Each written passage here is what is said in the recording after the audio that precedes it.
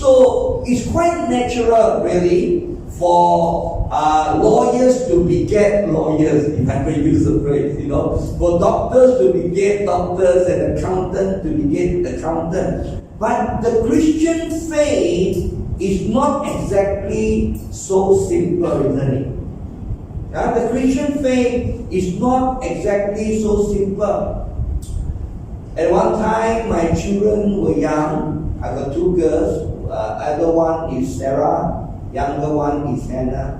There was a time in my life I asked myself this question: will the God of Jason form be the God of Sarah form? I asked myself this question: will the God of Jason form be the God of Hannah form, my younger daughter? And I think we must never take for granted that just because I am a Christian, just because I follow God, that automatically our children will follow God. It is not exactly so easy. The baton of faith. A baton is a stick that usually the runner will use. I don't know you know this scenario. There's one particular sports where usually there are four runners. And then the first one will run and he will carry a baton, a stick. He will run probably about 100 meters like that. And then as he runs and approach the second runner will start running a little bit, and then the first runner will pass him, and then his hand will go something like this, and then the next runner will have to catch the baton. And so in that race, the forerunner will need to pass the baton from one person to the next person. And should the baton fall, then you are disqualified. You won't win. You won't get the medal. The baton of faith must be passed on from one generation to the next generation. Of course, the narrow context is the family, but in the larger context is also the church, isn't it? One generation must make sure the faith is passed on to the next generation. The Jewish people have a very interesting tradition. I want to share with you an ancient rabbinic document called the Ephod.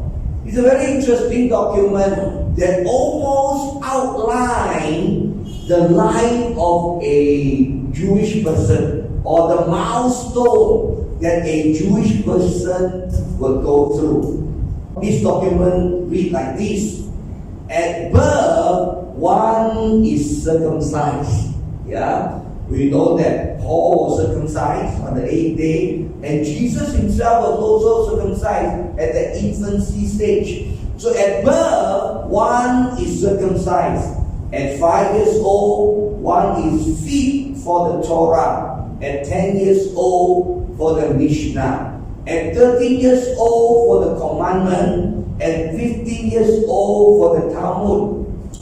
At 20 years old, for the bride chamber. What does it mean? That means generally they get married at age 20. That will be interesting. At 30 years old, they become mature. At 40 years old, they have discernment. At 50 years old, they have counsel. At 60 years old, they become an elder. At 70 years old, their hair begins to grow gray. Mine started becoming gray at age 40.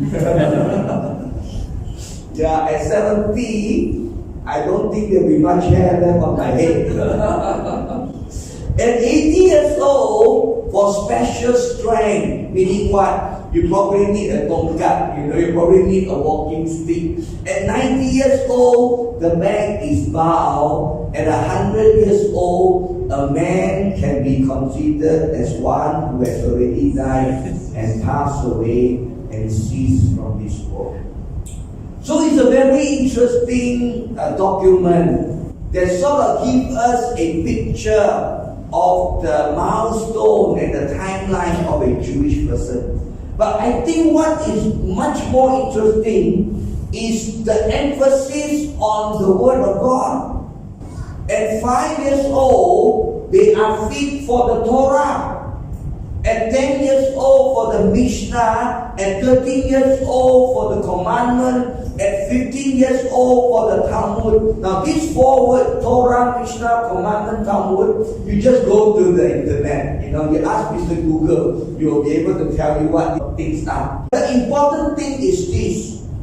The important thing that we Christians need to realize is that in the Jewish life, and if I can extrapolate it, in the spiritual life, the Word of God must take precedence. It must come into our heart. It must come into the training. It must come into the education processes that we have for our children.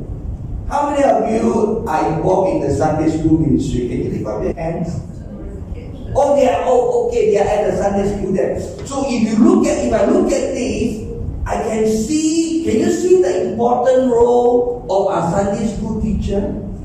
Yeah? At 5 years old, they are supposed to teach and learn the Torah, our children, and it becomes a responsibility. But let me challenge each one of us.